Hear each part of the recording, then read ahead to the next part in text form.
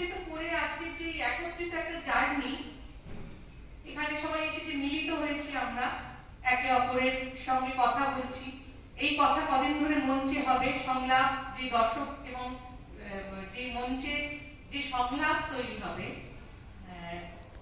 একটা ছোট কথা বলি যে এই যখন এখানে বসে শুনছিলাম যে আমাদের পিছনে যারা ছিলেন তারা বলছিলেন থিয়েটার নিয়ে অনেক কথা বলছিলেন, তাদের জীবনের সঙ্গে কিভাবে যুক্ত, এই থিয়েটার কিভাবে জড়িত।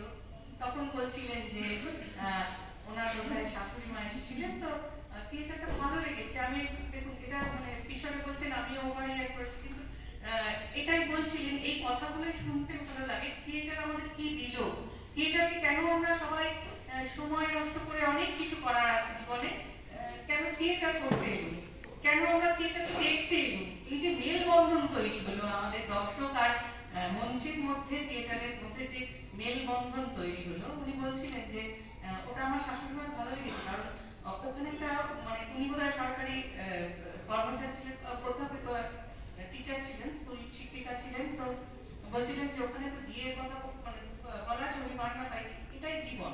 এই থিয়েটারের সঙ্গে জীবনের যে সংযোগ, ডিএটা বড় কথা মানে একটা উদাহরণ মাত্র। আমাদের জীবনের পাওয়া না পাওয়া, ক্ষোভ বিক্ষোভ এবং সময়টা সত্যি বড় বিচলিত সময়। আমরা যারা আমাদের ভবিষ্যৎ প্রজন্মের কথা ভাবি এই সময় দাঁড়িয়ে, তখন আমরা বারবার বিচলিত হই, ভীত হই, সন্ত্রস্ত হই। আবার থিয়েটার আমাদের সাহস যোগায় না, এই কথাগুলো সোচ্চারে বলতে হবে, এই অন্যায়গুলো, এই বিরুদ্ধ পরিস্থিতির মুখোমুখি দাঁড়াতে হবে। থিয়েটার আমাদের ঠিক এই জন্যই থিয়েটারের কাছে বারবার ফিরে আসি আমরা সকলে। আর থিয়েটারের এই যে একত্রিত হওয়া, একা যখন